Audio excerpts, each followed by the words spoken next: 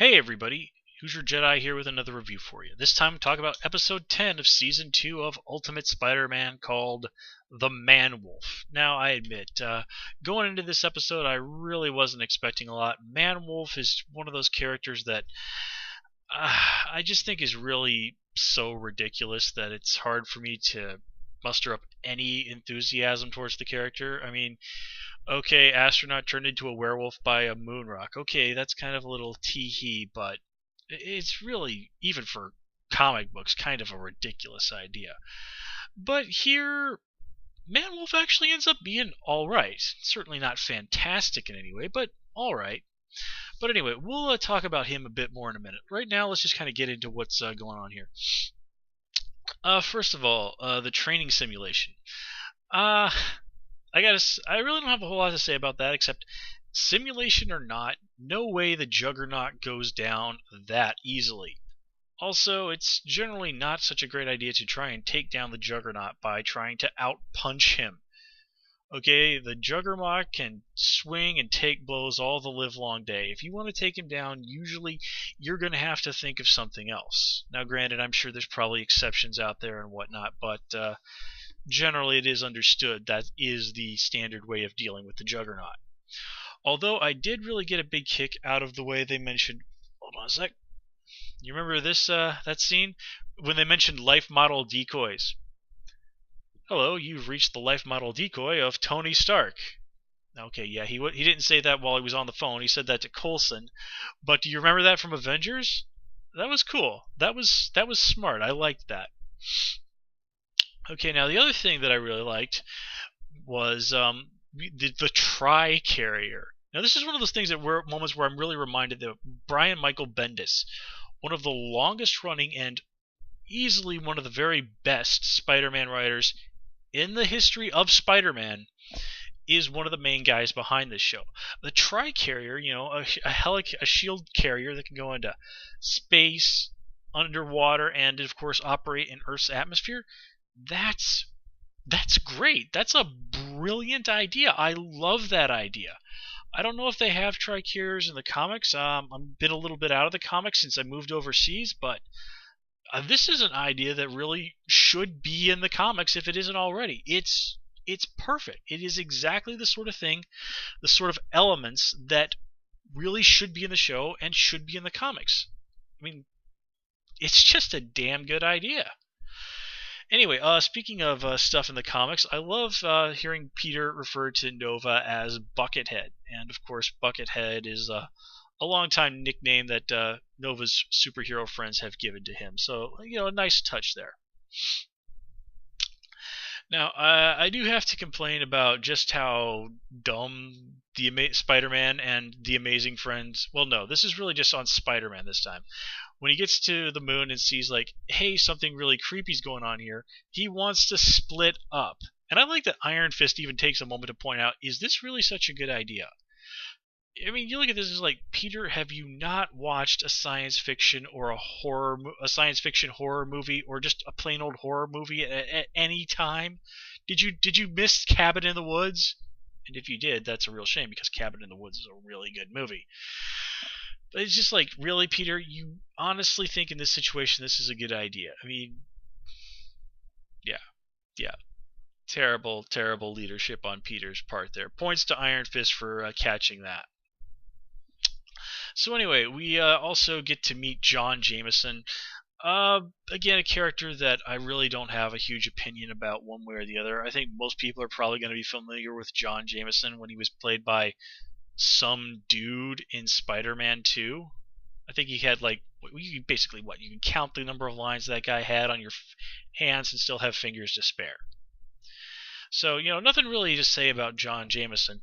I did, however, like the way that he and Spider-Man bonded quickly. I like how Peter's like, wow, I actually like this guy. I like J. Jonah Jameson's son. That gave him something emotional at stake. And that was really needed in this episode. Because, well, let's face it, at the end of the day, the way they're portraying Man-Wolf here is basically a rehash of what's going on with Curt Connors as the Lizard. I mean, let's be honest. That's what we're dealing with here. But by doing that, by having him incorporate, Peter established this emotional connection to a guy he considers, well, maybe not exactly his enemy, but certainly not a friend. He's like, J. Jonah Jameson is very much in a way Spider-Man's sitcom nemesis in some ways. So, that was a smart writing choice there, and I do appreciate that. And I will give Man-Wolf credit. He actually puts up a really good fight against the Amazing Friends. I was honestly impressed, where Man-Wolf is trashing them inside the moon base, and later when this fight spills out onto the surface of the moon. That was some good stuff. That was a solid fight. Now, this fight with Man-Wolf there, that was a little undercut by, just the plain old lucky shot that Spider-Man got when he threw Iron Fist at him that first time. Because, seriously, Man-Wolf was hidden inside the cloud of dust. Peter even pointed out to Nova, we can't freaking see the guy. So how in the world did they do that? How did they pull that off? The only explanation is luck. So I can't say that I was a fan of that. Now, one thing that I liked, and it really caught my interest, was the alien ruins and them finding all the various gems and jewels and whatnot there. I really saw that as a great opportunity. I was hoping that they would sort of delve into some Marvel lore. That basically the short version is there's a race of aliens in the Marvel universe called the Kree, Kree, not like spelled slightly different than the Indian tribe. Been around for a long time, since like at least the 60s. But anyway, they had this area of the moon called the Blue Area, where there was a breathable atmosphere, and in ancient times the Kree had screwed around on Earth's moon. And it also is revealed in the comics that the Kree are the source of things like the Moonstone, the Bloodstone, and basically a lot of the super magical jewels that various Earth heroes and villains in the Marvel Universe use. Now, granted, that's a lot of information to drop on people that's really just, would just be there for the fans like me. Like all that stuff about the Kree being responsible for all those jewels. If you've not read some like issues of Thunderbolts from the 90s, that's probably not information you're aware of. And if you've not read the 90s Thunderbolts comics, go read them, because they're really good. But anyway, that was really just as a fan of the comics, something that was going through my mind, but I understand completely why they didn't really get into that. There's only really 22 minutes to tell this story, and while there's, of course, always going to be those nods and shout-outs to the fans of the comics like myself, ultimately it's what's going on with Spider-Man and the Amazing Friends that always has to be at the forefront. And to kind of put a cap on this, I did like where Nick Fury sort of stepped in there and really got in J. Jonah Jameson's face and stood up for Spider-Man. That was a moment that you just kind of wanted to go and give Nick a hand. You kind of always wondered like why more people in the Marvel Universe, more heroes who know Spider-Man, never really did that. In the same way that the Avengers and other established superheroes always seem to just stand on the sidelines and do nothing about all the persecution of mutants that was going on. And I like the fact that there was actually issues of the comics where the X-Men even flat out called the Avengers out on this to their faces. That was pretty awesome.